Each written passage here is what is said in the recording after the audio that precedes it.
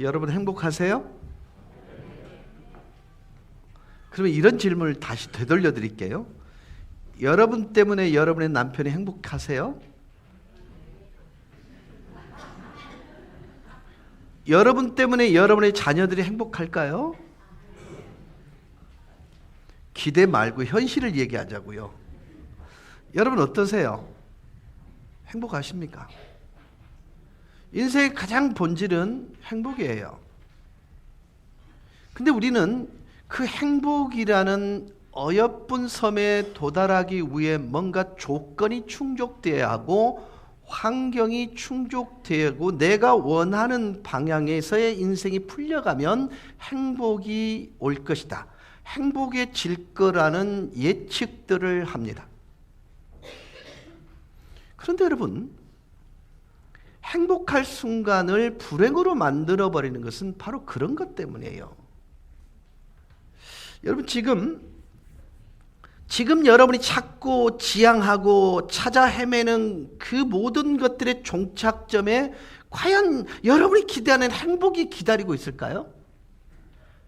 네? 어떠세요? 지금 여러분의 눈에는 뭐가 보이세요? 여러분의 아내의 장점만 보이세요? 아니면 옆집에 있는 그분의 장점이 여러분 남편에게 단점으로 보이기 때문에 이 새끼 이거하고 평생 살아 내가 이익이 남겠나? 이런 생각을 하면서 사세요? 여러분 오해하지 마세요. 사람의 욕심이라는 것은요, 조금 더 가요 미치게 합니다. 그래서 제가 우리 교회 성도들에게 가장 중요하게 여기는 것이 리액션이에요. 남편이 조금 바뀌었잖아요. 미치는 거예요. 와, 내 남편이 바뀌었어. 그래 봐요. 남자는 미친 듯이 바뀌거든요. 근데요, 아직 멀었어. 이래 봐요. 바꿔지기 싫어합니다, 남자는.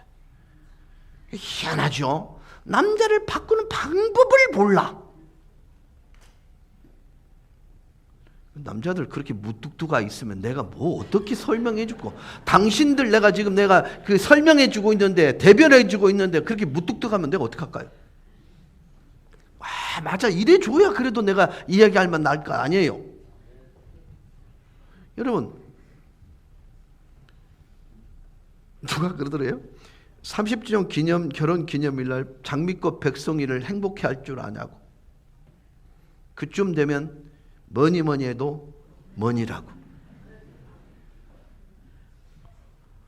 아니에요.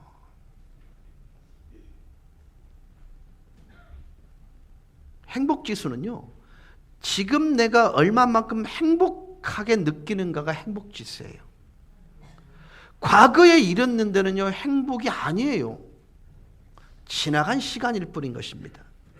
그래서 성도들에게서 가장 중요한 말이 뭐냐면, 하나님을 가까이 다가선 만큼 행복해지고요, 하나님으로부터 멀어진 만큼 불행해지는 거예요.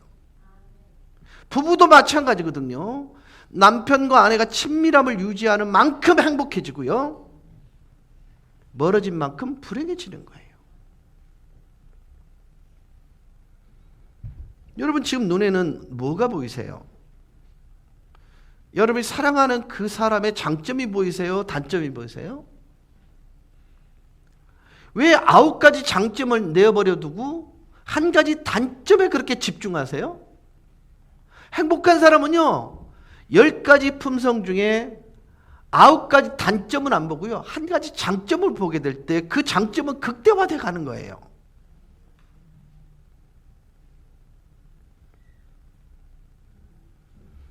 독일 우화 중에요, 임금님이 2신하를 불러서 한 사람에게는 독일 전체를 돌아다니면서 잡초가 얼마나 많은지를 조사하도록 만들었고요, 다른 한 신하를 불러서는 이 나라에 얼마나 많은 꽃들이 있는지 알아보라 그랬어요.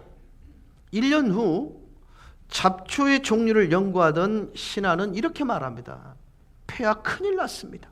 온 나라가 잡초로 뒤덮여 있습니다. 반면 꽃을 찾아 나섰던 신하는 이렇게 말합니다. 폐하. 우리나라가 온통 꽃동산으로 이루어져 있습니다.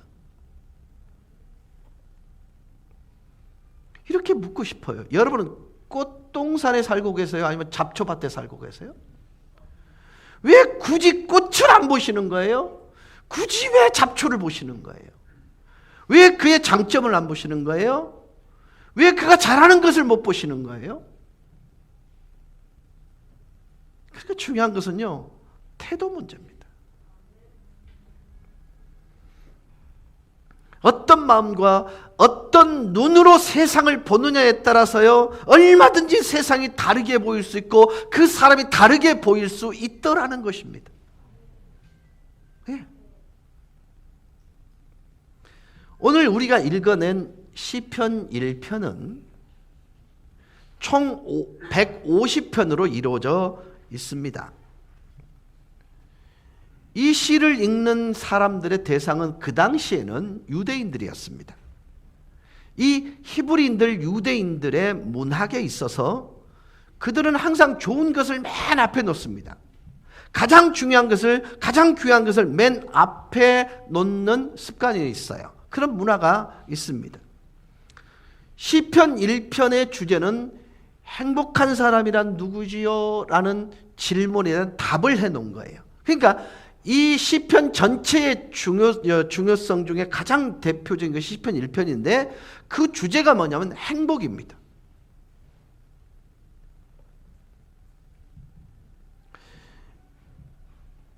세계인들의 행복지수를 조사할 때가 있지요. 언제 행복하고 언제 불행한가?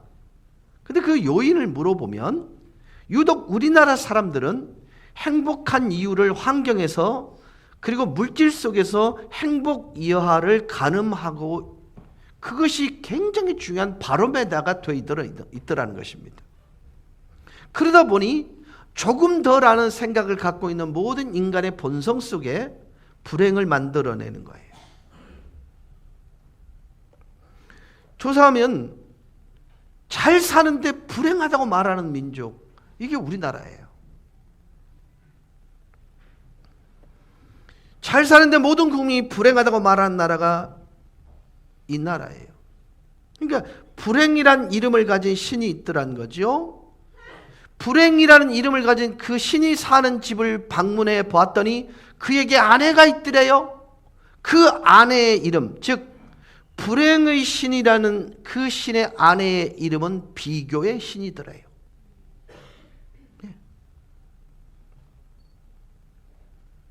불행의 신과 비교의 신은 늘 한 집에서 삽니다.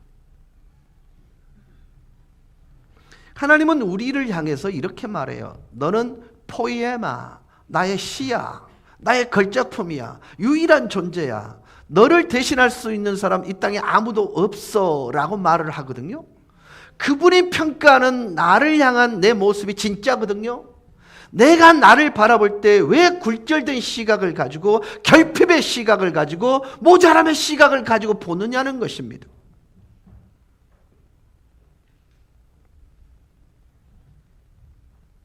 잘생기기를 목표로 하는 사람들은요, 나보다 잘생긴 사람은 언제든지 있습니다.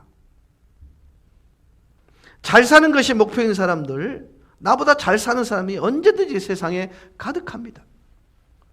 여러분, 우리나라는요, 이상한 습관이 하나 있는 게 뭐냐면 잘 산다 이꼴은 부자, 이렇게 인식해요. 그거 아니거든요. 잘 산다는 말의 의미는 살아가는 삶의 식과 법이 옳은 것, 이게 잘 사는 거예요. 근데 우리는 잘 산다 이꼴은 부자, 이렇게 생각해요.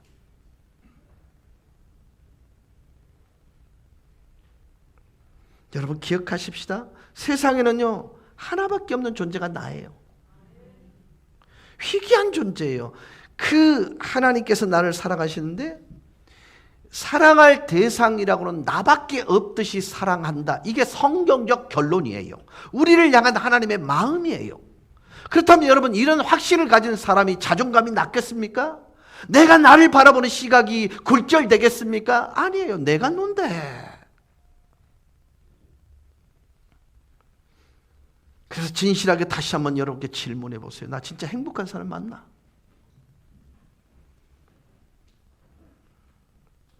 여러분 한번 이런 질문도 되돌려 드릴게요. 여러분이 아는 분들 가운데 저 사람 정도면 행복하다고 생각하는 분들이 있지요? 분명히 있지요? 근데요, 속내 보세요. 똑같습니다. 안 달라요. 똑같아요. 있으면 있는 대로, 없으면 없는 대로. 왜 그럴까요? 환경에서 행복의 기준을 찾기 때문입니다. 있고 없음으로 내 행복의 조건을 찾기 때문에 그런 것입니다. 여러분, 너나 할 것 없이요, 모든 근심과 염려, 아픔, 걱정들을 다 가지고 있어요. 많은 사람들은요, 어떤 여건이나 어떤 환경을 얻으면 행복해질 거라고 생각을 합니다. 한번 물어볼게요. 여러분 주머니에 100만 원이 딱 들어왔어요. 이 100만 원이라면 그것 때문에 위로가 돼요. 근데 거기서 만 원이 하나 싹 빠져나가 보세요. 뭔가 허전한 거 못 느끼세요? 미안합니다. 나만 느끼는 것 같아서요. 여러분 저를 선물로 만들지 마세요. 여러분 어떠세요? 진짜 100만 원 기준에서 뭐가 하나 딱 빠지면요, 다 빠진 느낌이 안 드세요? 그때부터는 어떻게 되죠? 그 기준이 무너지니까 쓰기 시작하는 거예요.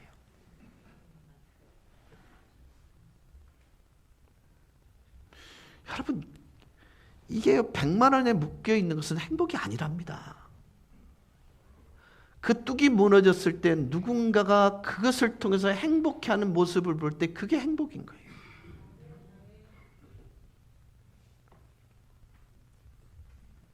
지금보다 조금 더 많은 재물을 가지게 되면, 또 좀 더 나은 대학을 가게 되면 행복할 거라고 생각을 합니다. 여러분 제법 잘 사는 100명 정도의 그 부자들과 100명 정도 최고 학위를 가진 교수들에게 물어봤어요. 진짜 당신은 행복하십니까? 근데 놀랍게도 87%가 아니요라고 대답을 했고요. 나머지 13%는 well, 잘 모르겠어요. 글쎄요.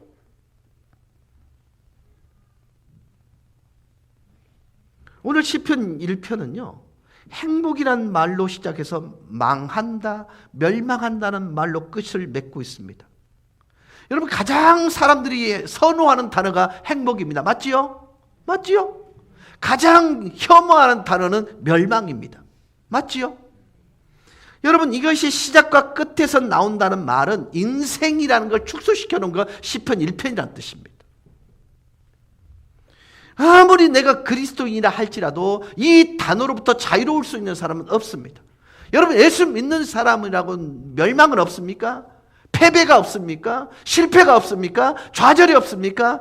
아닙니다. 그러나 적어도 다르게 생각하고 다르게 말하고 다르게 사는 법을 통해 구별된다는 그리스도인들은요, 그 고난 속에 눈물 속에서 행복해야 할 이유를 찾아내는 사람이 우리 그리스도인들입니다.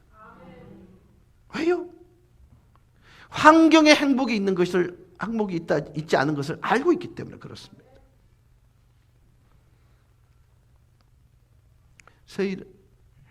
서희마 미안해, 또 자꾸 질문한다.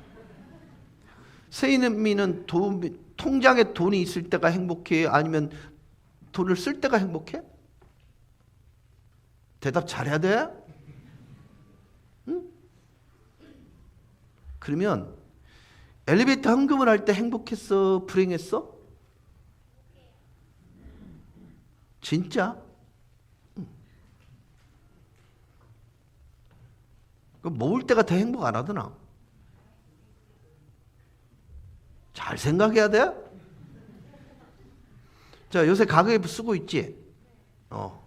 근데 쓸 게 없겠네, 안 쓰면?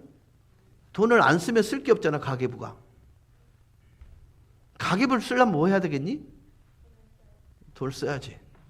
근데 너만을 위해 쓰니? 형님을 위해 쓴 적 없어? 있어. 엄마를 위해 쓴 적 있어? 그때 좋아, 안 좋아? 엄마가 뭘 선물을 했을 때, 엄마를 위해 썼을 때 엄마가 말라 이런 거 쓰나? 이 카드나 아니면 아들아 행복하다 이렇게 하더라. 어? 그 리액션이 좋더나? 반응이 좋아? 뭐래요? 아니, 리액션이 안 좋아? 엄마가 반응이 없었어? 네가 쓴 게 적었나 보다.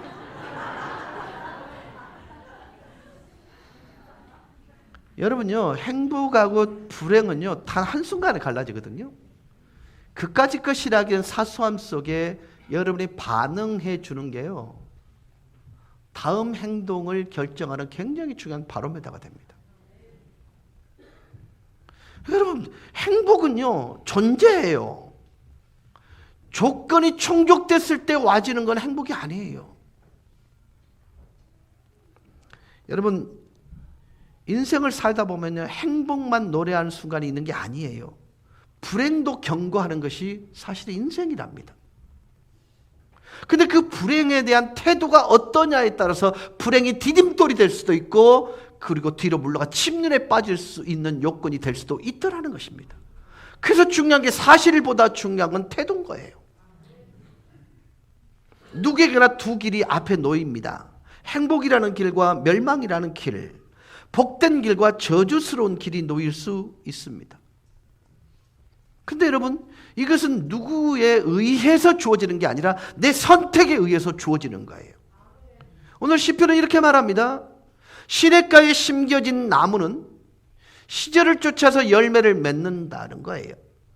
그리고 복 있는 사람은 하나님의 말씀이, 그 말씀이 근거가 되어 삶의 식과 법으로 사용되어질 때 그 사람을 복 있다 말한다고 말하고 있는 것입니다.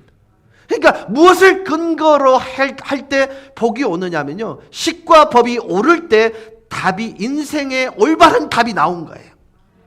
여러분, 수학 공식을 잘 대비시켜 보세요. 공식이 오르면 답이 나옵니다. 인생의 식과 법이요, 하나님의 말씀일 때 거기에 인생의 행복이란 답이 나와지는 거예요. 그리고 동시에 귀한 만남을 근거로 할 때 행복해지는 것입니다. 신약성경 중 누가복음 19장에 가보시면 삭개오라는 사람이 등장을 합니다. 성경은 이렇게 시작됩니다. 삭개오라 이름하는 자가 있으니 세리장이었더라. 그는요, 여리고성이라는 것을 근거로 삶의 기반으로 삼고 있었어요. 여리고는 대단히 비옥한 땅이었습니다. 그래서 농사가 너무너무 잘 되는 곳이었고, 감람나무가 무성해서 기름을 짜는데 그 기름의 가치가 상당히 퀄리티가 높았습니다. 그리고 동시에 향유의 생산지이기도 했고 무역의 중심지이기도 했습니다. 달리 말하면 억수로 부자인 도시였다는 말입니다. 그곳의 세리장이었단 말이죠. 이 세리장이란 말은 오늘날로 말하면 세무서장입니다. 그런데 이 삭개오라는 사람을 기록하면서 삭개오라 이름하는 자가 있으니 라고 기록하고 있어요. 이 삭개오라는 이름 속에 의미심장한 뜻이 담겨져 있습니다. 삭개오란 말은 의롭다, 순결하다는 뜻입니다. 자, 한 아버지와 어머니 사이에 아들이 태어났습니다. 이 아버지와 어머니는 이 아들이 칭찬받는 순결한 아들, 그 다음에 의로운 아들이 되기를 기대하면서 삭개오라는 이름, 순결, 그리고 의로운, 이런 의미를 가진 이름을 붙여줬습니다. 근데 성경 저자는 삭개오다 이렇게 말하지 않아요. 삭개오라 이름하는 자가 있으니 라고 말해요. 이 말 속에는요, 삭개오가 순결하게 의롭게 칭찬받는 인생을 살지 않았다는 의미가 잠재되어 있어요. 근데 그의 직업은 세리장요 부자였더라. 여러분, 순서가 굉장히 유대인들에게 중요하다 그랬죠? 아버지가 부자라서 물려받은 재산이 많았다면 부자인데 세리장이라는 직업을 갖고 있었다. 이게 맞습니다. 맞죠? 그런데 사람들은 삭개오가 부자로 사는 것은 세리장이라는 직업과 무관하지 않다, 이렇게 해석하고 있는 거예요. 이해가 되셨습니까? 그러니까 이 이름 속에 삭개오라 이름하는 자라고 할 때 이 속에는 뭔가 비아냥이 숨겨져 있고 판단이 숨겨져 있고 그리고 정죄라는 것이 숨겨져 있었습니다. 사람들은 이 삭개오를 매국노로 생각을 하고 있었어요. 신약 성경에서 정말 홀대하던 직업이 있었는데 세 가지입니다. 첫째는 세리입니다. 둘째는 창기입니다. 셋째는 이방인입니다. 이 세 부류 가운데도 가장 먼저 등장하는 게 이 세리입니다. 로마 식민지하에 살던 이스라엘 백성들에게 있어서 세금 정책은 꽤나 힘겨운 책임이었습니다. 로마 정부가 그 해에 거두어들일 금액을 그 나라에 배정해 주면 배정받은 그만큼을 로마에 보내고 나머지는 세리들의 몫이었습니다. 그 중에 수장이 누구라고요? 삭개오였습니다. 이미 그 사람들은, 이스라엘 백성들은 세리장이나 직업 자체를 통해서 삭개오가 부자가 되었다, 이렇게 선입견을 가지고 있었습니다. 그런데 본문을 읽다 보면 삭개오가 꽤나 억울했던 마음을 가지고 있었습니다. 사람들이 자기에게 프레임을 씌워가지고 자기 나름대로는 좀 의미 있게 바르게 살아보려고 노력했는데, 애썼는데, 근데 사람들은 그 애씀을 보지 않더라는 것입니다. 그러다 보니까 예수님을 만나고 싶었습니다. 예수님은 알고 계시겠지. 예수님에 관한 소문을 너무 많이 들었거든요. 다행스럽게 그 예수님께서 예루살렘으로 가시는데 여리고를 통해서 가신다는 얘기를 듣게 됩니다. 그래서 3절 이렇게 말합니다. 그가 예수께서 어떠한 사람인가 하여 보고자 하되. 여러분 정말 죄송한데 오늘 처음 나오신 분들한테는요, 이거 제가 좀 유식한 척 할게요. 보고자 하되라는 이 단어가 굉장히 중요한데요, 헬라어 원어에는요 미완료 과거형으로 되어 있습니다. 뭐냐, 어느 날 갑자기 확 생긴 생각이 아니라는 거예요. 오래전부터 억울한 일이 있을 때마다, 힘든 일이 있을 때마다, 예수님의 소문을 들을 때마다 그분을 뵙고 싶다고 하는 간절한 열망과 소원이 담겨져 있는 과거부터 현재까지 그 마음을 가지고 왔다, 그런 뜻이에요. 그러니까 보고자 하되라는 말은 충동적으로 일어난 일이 아니라 지가 억울한 일을 당할 때마다 예수님 보고 싶어, 이런 뜻이에요. 자, 보고자 하되 그 속에는 뭐가 담겨져 있을까요? 그분을 만나면 문제가 해결될 거다. 그래서 예수님께 달려갑니다. 그런데 달려나갔는데 장애물이 2개가 존재했어요. 첫째 장애물은 뭐냐면 키가 작았습니다. 그 다음에 예수님을 보고자 하는 사람들이, 이게 그 군중들이 어마어마하게 온 거예요. 그래서 사람이 많았습니다. 이 2가지 때문에 예수님이 어떤 분인가 하여 보고자 갔는데 결국 못 만납니다. 여러분, 언제나 우리가 예수님이라는 존재를 만나려고 시도할 때 2가지가 우리 앞을 가로막습니다. 첫째는 내 안에 있는, 내 스스로 알고 있는 그 약점이 예수님께 나가는 걸 방해합니다. 둘째로는 내가 가지고 있는 환경이 방해를 합니다. 저는요, 고등학교 2학년 때 예수님을 처음 만났습니다. 근데 그때 예수님을 만나는 순간 너무너무 좋았거든요, 저는. 근데 그 순간부터 저에게는 고통의 시작이었습니다. 왜냐하면 예수님 만난 상황과 그 상황으로 인해서 내 마음이 너무너무 정말 어떤 결핍도 없었는데, 환경은 우리 어머니가 무당이셨기 때문에요, 무당의 아들이 교회를 간다는 게 들켜졌다고 생각해 보세요. 어떨까요? 이 감당이 안 되는 것이었습니다. 게다가 저희 아버님은요, 교회 교자를 치를 떨면서 싫어하셨습니다. 그래서 제가 교회 갔다가 들키면요, 그때만큼은 저희 어머니와 아버지가 마음이 하나가 됩니다. 그 전에는요 정말 힘들어요.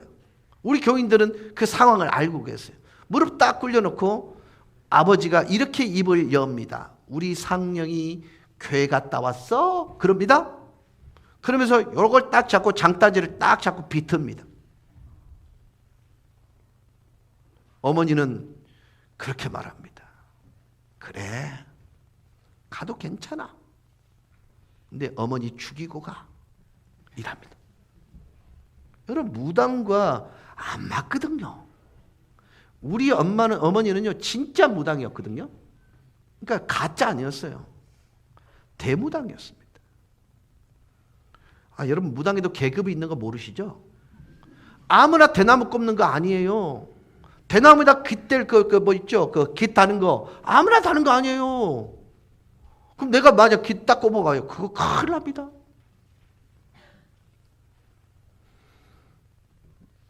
그런 제가 목사가 되겠잖아요.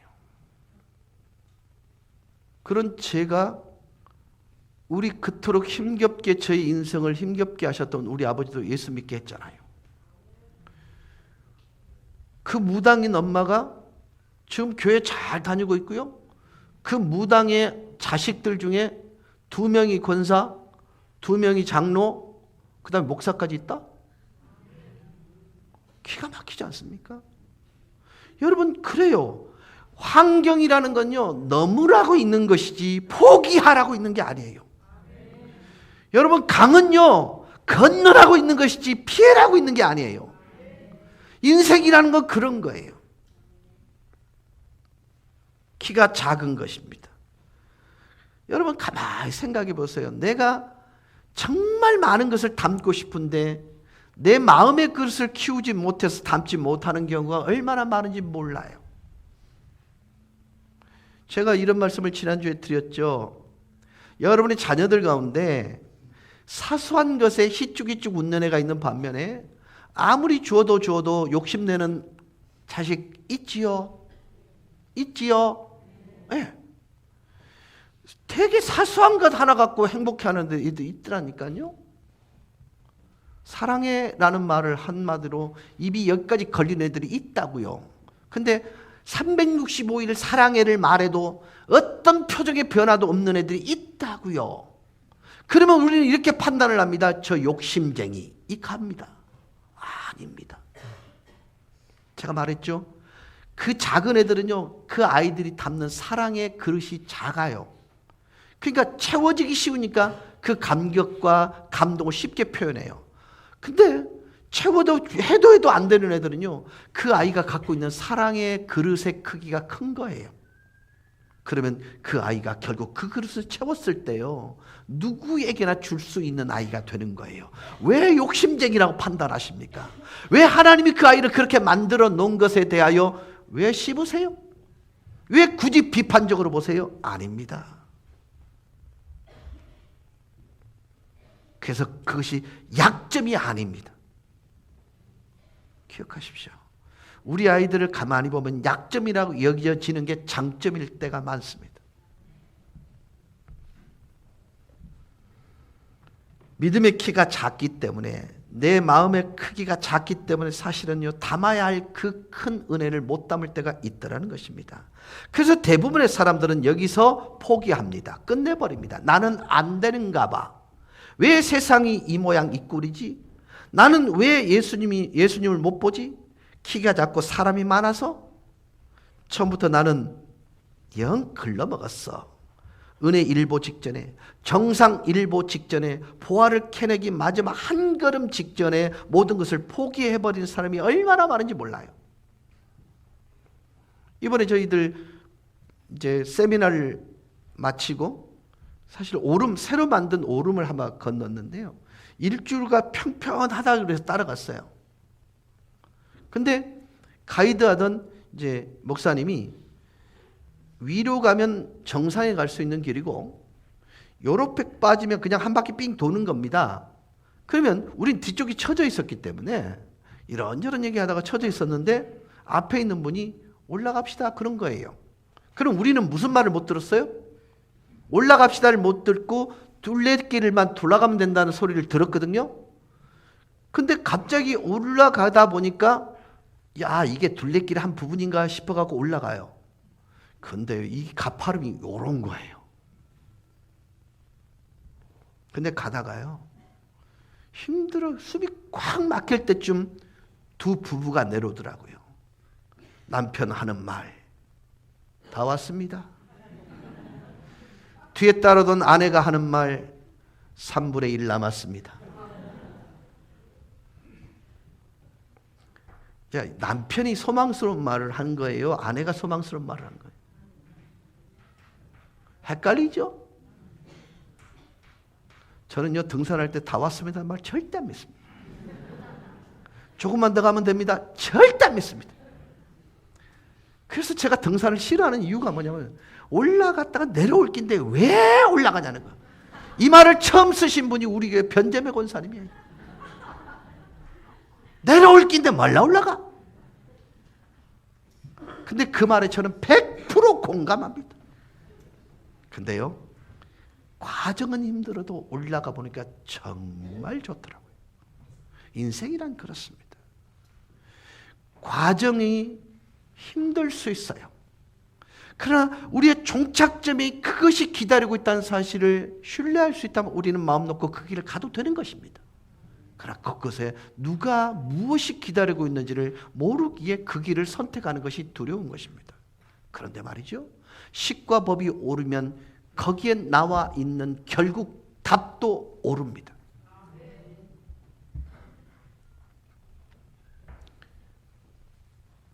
삭개오는요, 여기서 포기하지 않았어요. 우리 요즘 옛날에 얼마 전에 정말 히트했던 곡 있잖아. 아, 테스형 세상이 왜 이래? 그거 있잖아요. 그러다 보니까 우리가 중간에 멈춰버렸어요. 이러고 끝나는 것이에요. 그런데 삭개오는 4절에 이렇게 기록하고 있습니다. 앞으로 달려가서 보기 위하여 돌 무화과 나무에 올라가니. 예수님이 어떤 분인가 보고 싶어서요, 돌 무화과 나무로 올라간 것입니다. 예수님이 밑으로 지나가시겠지, 얼굴이라도 한번 뵀으면 좋겠다는 생각이에요. 여러분, 키가 작다고 기록하고 있습니다. 세무원이 아닙니다. 세무서장입니다.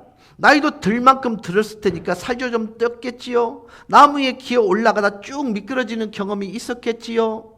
멀리서 킥킥 소리가, 비웃는 소리가 들렸겠지요. 몇 번이고 발부둥치다가 무화과 나무에 올라갔습니다.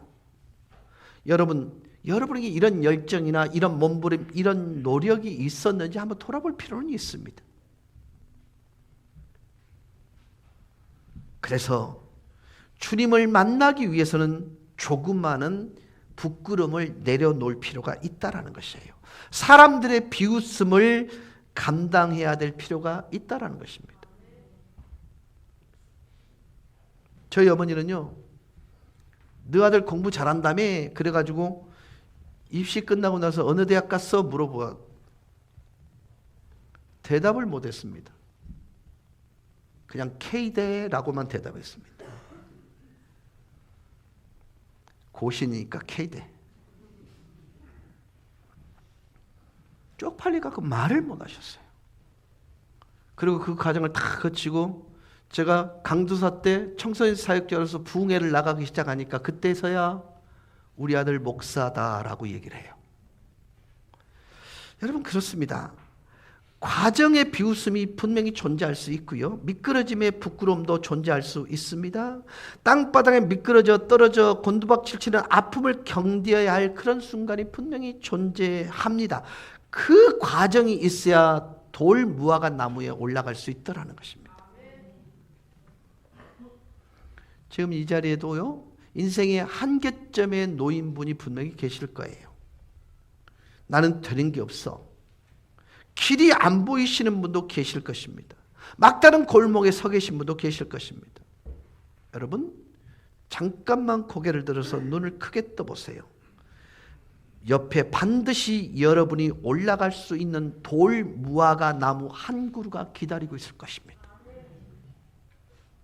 그게 이 자리에 여러분을 초대하기 위해 사랑의 손을 내밀어준 그분이 여러분에게 있어서 돌 무화과 나무일 가능성이 높습니다.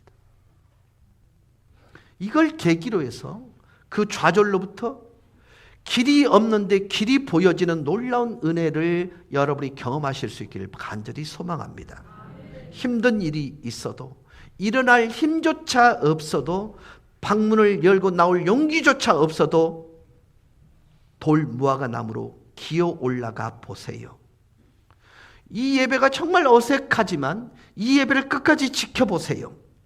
보기 싫은 사람도 있고 가서 은혜 받은 흔적이 적어도 여러분 곁에는 사다리가 될 만한 누군가가 있습니다. 혹시 여러분 세상의 빛 42일이라는 요게 보이십니까? 이게 다른 게 아니에요. 저희 교회는 시장을 보게 하기 위해서 빛의 축제를 만들었습니다. 이곳에 오셔가지고 구경하시다가 시장에 가셔서 시장 보시라고 그 채널로서 만들어 놓은 게 사실 빛축제였습니다. 시장과 함께 이게 엮여져 있다가 어느 순간에 이것이 끊어져 버렸지만 그 빛축제는 계속되어 왔는데 금년에는 엘리베이터 공사 때문에 이걸 설치를 못했어요. 거기에 들어간 모든 예산을 우리 각자가 주변에 있는 누군가에게 구별된 행동을 하자라는 의미로 세상의 빛 42일 동안 섬기는 일을 할 것입니다. 그게 사실은요, 여러분의 그 외로움 속에 있을 수 있는, 한계 속에 있을 수 있는 그분에게 돌 무화과 나무가 되고 싶은 명곡교회 성도들의 몸부림입니다. 여러분 이거 해봐야 유익이 없습니다. 돌아오는 게 없습니다. 사랑한다라는 이유 하나로 대가를 지불하는 행위일 뿐인 것입니다.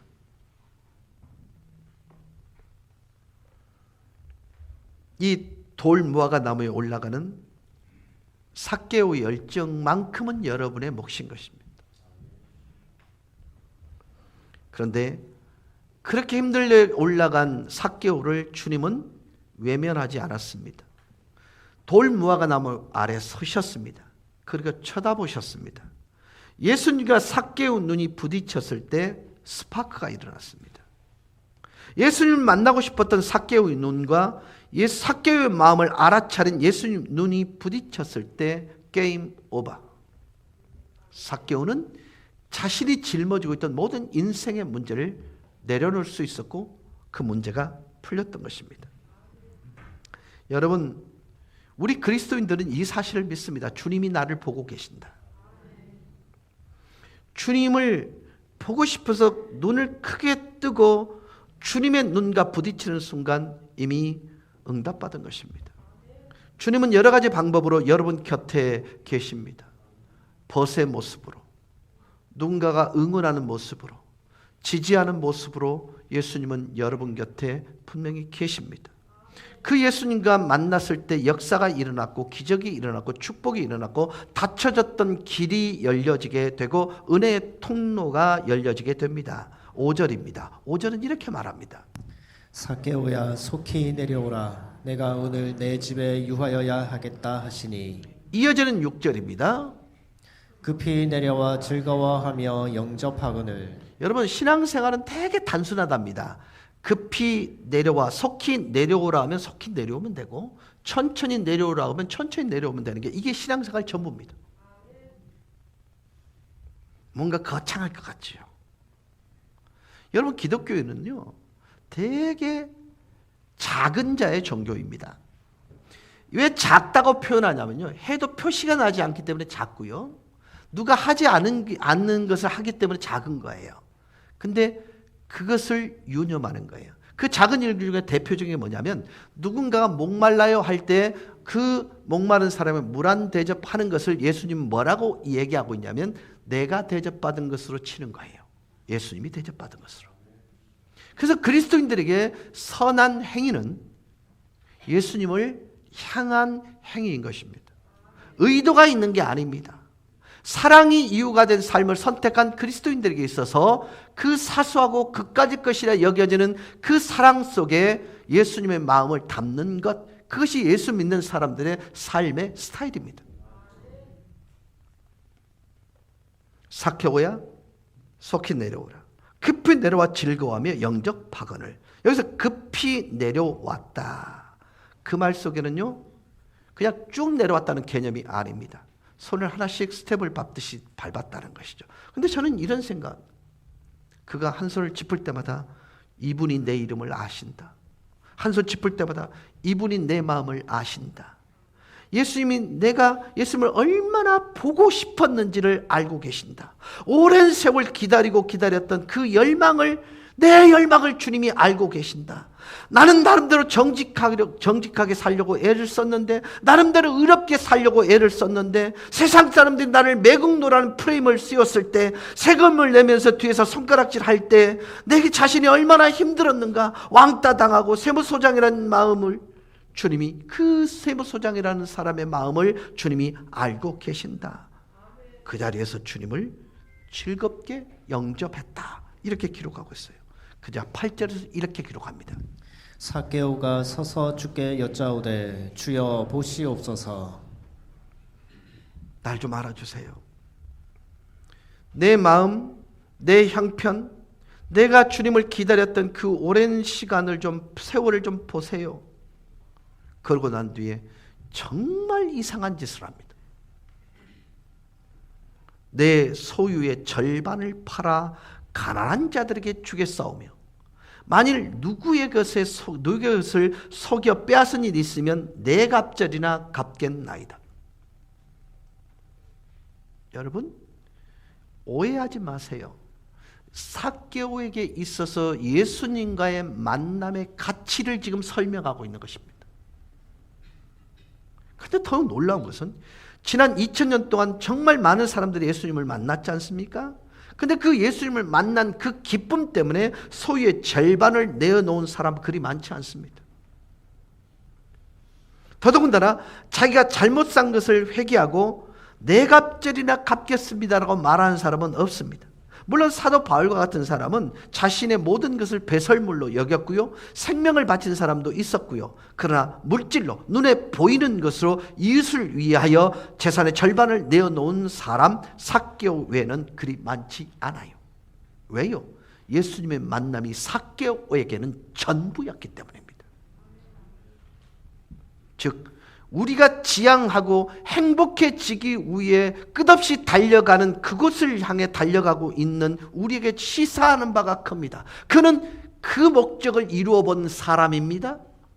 근데 그가 그 목적을 이루고 난 뒤에 결국은 예수님을 만나는 기쁨과 비교했을 때 잽이 되지 않다는 걸 알고 난 뒤에 그는 인생을 돌이키는 선택을 하게 되었던 것입니다.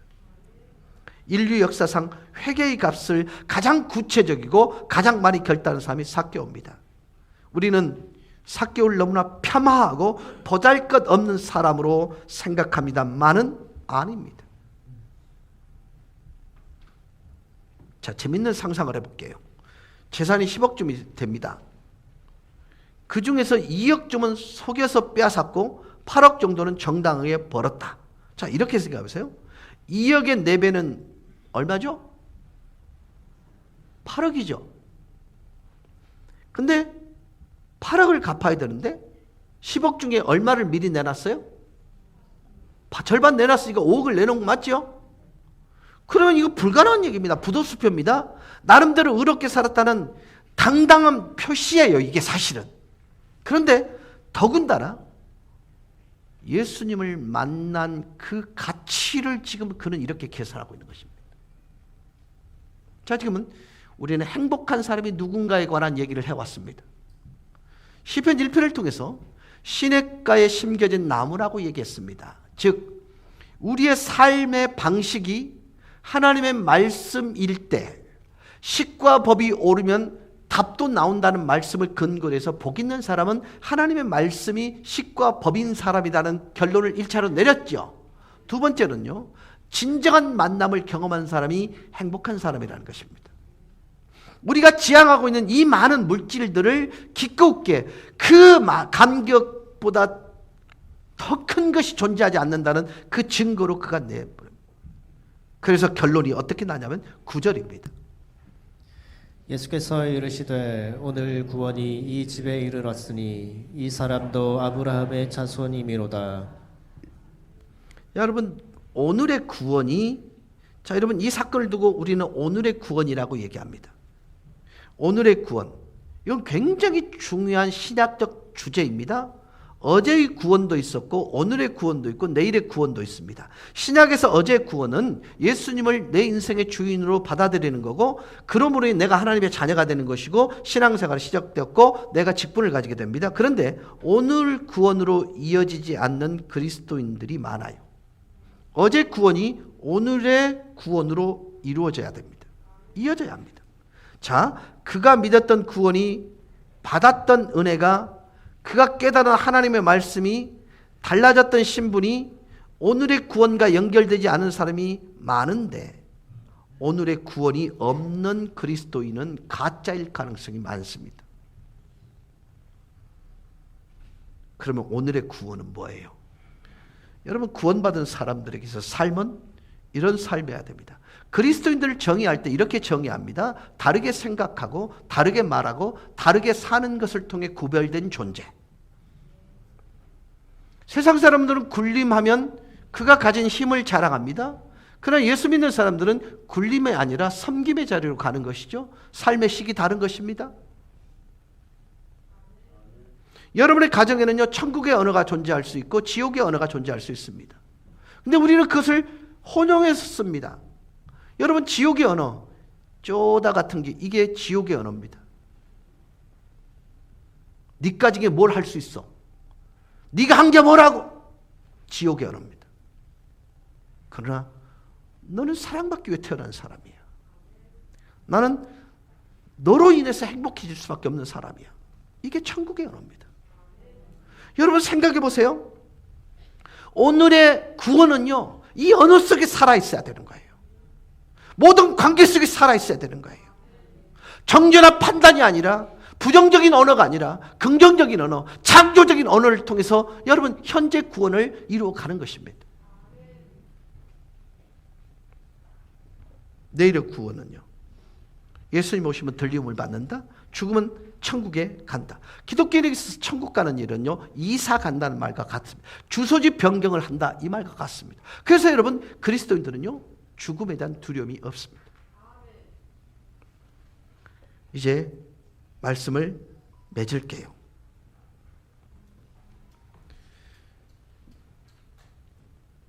하나님의 다스림이라는 말이 우리 기독교에는 있습니다.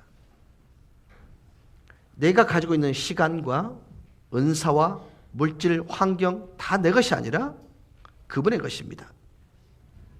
그래서 삭개오는 그 첫 번째 증거로 자기가 해를 끼쳐서 자기의 주머니를 채웠다면 그 해 받은 사람에게 내 값죄를 갚겠다고 얘기를 했던 이유가 바로 이런 것이기 때문입니다. 여러분, 모든 효자들이 기독교인은 아닙니다. 그러나 모든 기독교인들은 효자여야 합니다. 이 차이를 하셔야 합니다. 여러분 가정을 천국으로 만들도록 하기 위해 남자와 여자가 만나도록 만들었습니다. 가정을 천국의 모형으로 만드는 것이 하나님의 의도입니다. 자, 오늘의 구원은요, 그 가정을 통해서 증명해야 합니다. 어떻게 해요? 서로 존중하고 이해하고 신뢰하고 사랑하는 일을 통해서요. 그러면 여러분 한번 돌아보세요. 내가 쓰지 말아야 될 용어들이 얼마나 가정 속에 부부 사이에 있는지 한번 생각해 보세요. 여러분 부부란 존재는 희한합니다. 내 아내가 내 남편이 어디를 찔러야 아픈지를 너무나 잘 아는 사람들이기 때문에 약점 있는 걸 될 수 있으면 깊게 찌릅니다. 이 새끼 네 한번 죽어봐.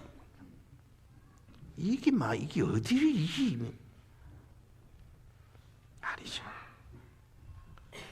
여러분, 저는 여러분이 천국을 경험하며 살기를 원합니다. 근데 그 천국을 경험하는 방식은 딱 두 가지입니다. 식과 법이 옳아야 됩니다. 그 식을 결정하는 그 근거는 하나님의 말씀입니다. 두 번째는 그리스도 예수와의 만남입니다.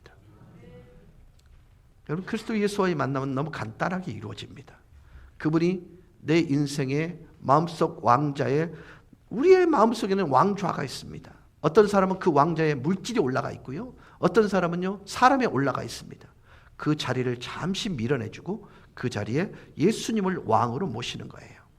두 번째로는요, 그분을 내 인생의 구원자로 받아들이는 것입니다. 너무나 간단해서 여러분 쉬워 보이시죠? 근데 성경은 이렇게 말합니다. 성령이 아니고서는 하나님을 아버지라 부를 자가 없다. 여러분, 이것은 정말 힘든 일입니다. 이제 마지막으로 이런 말씀을 드리면서 말씀을 정리하려고 합니다. 여러분, 지식 속에서 하나님은 살아있을 수 없습니다. 혹시 불가지론이란 말 들어보셨습니까?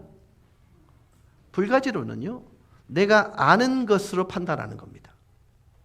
자, 그럼 이렇게 물을게요.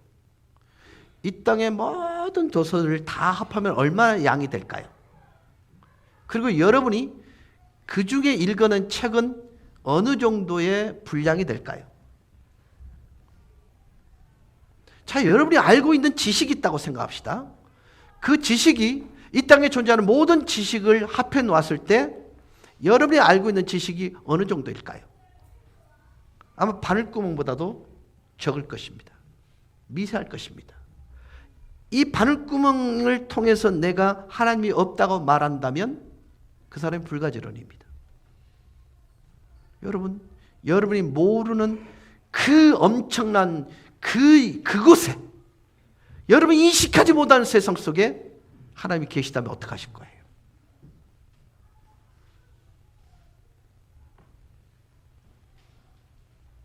죽어가면서까지 하나님이 계시다고, 살아계시다고 얘기했던 그들의 삶이 얼마나 허망하겠냐는 것입니다. 여러분, 이런 말씀을 자신 있게 드릴 수 있습니다. 저는 60년이 넘은 세월을 살면서 가장 확신할 수 있었던 것은 하나님은 항상 제 곁에 살아 계셨다는 사실입니다.